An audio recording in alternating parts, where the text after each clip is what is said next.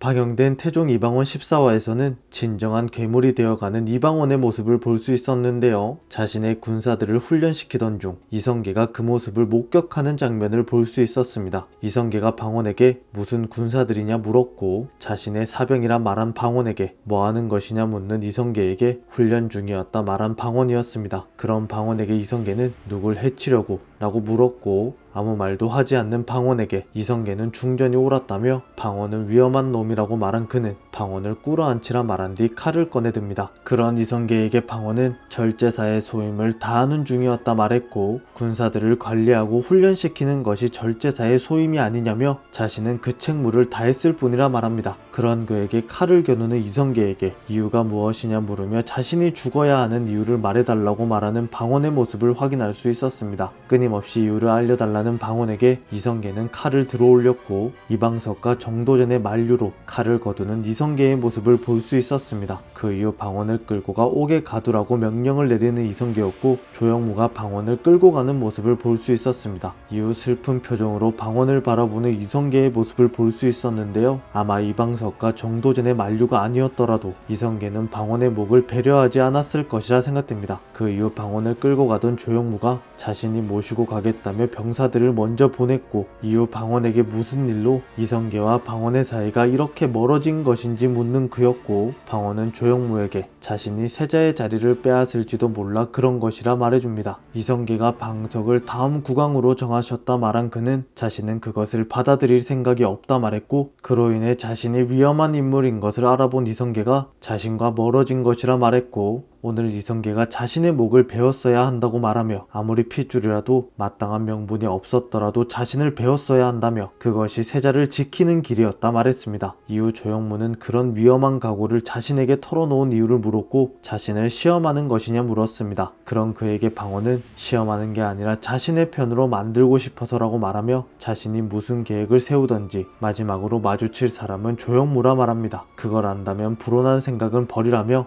자신은 이성계의 신하라고 말한 조영무에게 방원은 하지만 조선의 백성이기도 하다며 마음 가는 사람을 선택하면 되는 것이라며 자신과 방석 둘 중 누가 이 조선의 다음 국왕이 되어야 하는지 누가 이 조선을 잘 이끌어갈 거라 생각하냐며 조영무의 판단에 자신의 운명이 결정될 것이라 말합니다. 그런 그에게 그만하라며 못 들은 것으로 하겠다고 말하며 다시는 자신에게 이런 말을 하지 말라고 말하며 돌아갑니다. 그 이후 궁궐 창고에 갇혀있던 방원은 집으로 돌아오게 되었고 군사들의 훈련을 멈추지 않고 계속 진행시키는 방원의 모습을 볼 수 있었습니다. 그런 그를 걱정하는 민재의 모습을 볼 수 있었고 자중하는 것이 좋지 않냐는 민재의 말에 자중한다고 해서 달라지는 건 없다고 생각한다는 방원이었습니다. 그런 방원에게 민재는 이성계가 죽음을 맞이한 이후 계획을 실행하는 것도 좋지 않겠냐 생각했다고 말하자 방원은 그때는 세자가 아닌 왕을 바꾸어야 한다며 그때는 수백 배의 힘이 더 필요하다 말했고 하륜을 자신에게 보내달라 말한 방원은 자신이 구체적인 방안을 마련하겠다 말했습니다. 그 이후 군사들을 모아 궐을 포위하여 이성계에게 세자를 폐위시키고 다시 세울 것을 요청하는 계획을 하륜과 함께 세우게 됩니다. 이후 이성계와 싸우게 된다면 어떻게 하겠냐는 민씨의 질문에 모르겠다고 말한 그는 단 하나는 말할 수 있다며 자신이 실패하면 자신의 아이도 무사하지 못할 것이라며 그걸 막기 위해서는 뭐든지 할 것이라 말합니다. 다음날 방원의 폐기와 인장을 반납하고 방원의 군사들을 3군부로 위장한다는 어명이 떨어지며 14화가 마무리되었습니다. 이후 15화 예고에서는 많은 군사들로 무엇을 할 것이냐는 신하의 질문에 요동을 정벌할 것이라는 이성계였고 방원은 지금 요동을 정벌했다가는 조선은 망할 것이라 말합니다. 이후 이숙번이 군사들을 이끌고 올라오는 장면을 볼 수 있었고 이성계의 건강이 악화된 틈을 타 자신의 계획을 실행하려는 방원으로 보입니다. 다음 장면에서 자신을 괴물이라 말하는 방원의 모습을 볼 수 있었는데요. 이로 인해 조선에 피바람이 불게 되지 않을까 생각됩니다. 그로 인해 제1차 왕자의 난이 시작될 것이라 생각되는데요. 15화에서는 어떤 일들이 벌어지게 될지 궁금해집니다.